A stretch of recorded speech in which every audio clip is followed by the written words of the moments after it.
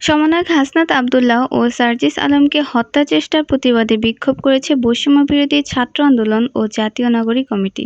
বুধবার রাতে ঢাকা বিশ্ববিদ্যালয়ের রাজু ভাস্কর্যে বিক্ষোভ কর্মসূচি পালিত হয়।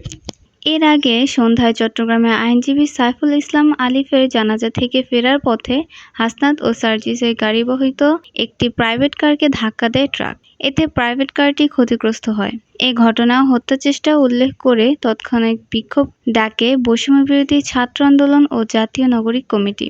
জাতীয় নাগরিক কমিটির সদস্য সচিব আখতার হোসেন বলেন, বাংলাদেশের প্রত্যেকটি ইঞ্চি নিয়ে ষড়যন্ত্র হচ্ছে।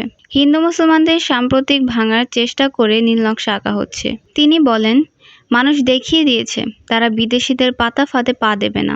হিন্দু মুসলিম সমতল আদিবাসী আমরা সবাই বাংলাদেশি এবং আমরা বাংলাদেশকে রক্ষা করার জন্য জীবন দেব। তিনি আরও বলেন, বাংলাদেশকে সাম্প্রদায়িক দাঙ্গার দিকে ধাবিত করা যাবে না। বাংলাদেশে ইসলামের নামে হোক অথবা হিন্দুত্ববাদের নামেই হোক কোনো সন্ত্রাসী কার্যক্রমকে স্থান দেওয়া যাবে না।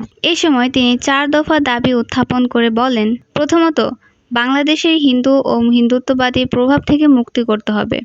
দ্বিতীয়ত, বাংলাদেশে অস্থিতিশীলতা সৃষ্টি করা সন্ত্রাসীদের গ্রেপ্তার ও বিচারের আওতায় আনতে হবে। তৃতীয়ত, গত 15 বছরের সংখ্যালঘুদের মানবাধিকার থেকে লঙ্ঘনে যারা জড়িত ছিল তাদের চিহ্নিত করে যথাযথ বিচার শাস্তি নিশ্চিত করতে হবে। চতুর্থত, সংখ্যালঘুদের সম্প্রদায়ের নিরাপত্তা ও মর্যাদা প্রতিষ্ঠার কার্যকর পদক্ষেপ নিতে হবে। সর্বোপরি বাংলাদেশের রাজনীতি, কূটনীতি ও ক্ষমতার কাঠামোকে দিল্লির প্রভাবমুক্ত করতে হবে। বৈষম্যবিরোধী ছাত্র আন্দোলনের মুখ্য সংগঠক আব্দুল হান্নান মাসউদ বলেন, আমাদের দেশে মাটি নিয়ে ষড়যন্ত্র হচ্ছে। যারা এই দেশের সার্বভৌমত্বের পাহারাদার তাদের নিয়ে ষড়যন্ত্র হচ্ছে। তিনি বলেন, এদেশের কেউ দিল্লির দালালি বরদাস্ত করবে না। তারা ভেবেছে হাসনাত সার্জিসকে সরিয়ে দিলেই বিপ্লবী শেষ হয়ে যাবে, কিন্তু তারা জানে না একজনকে সরিয়ে দিলে হাজার জন দাঁড়িয়ে যাবে।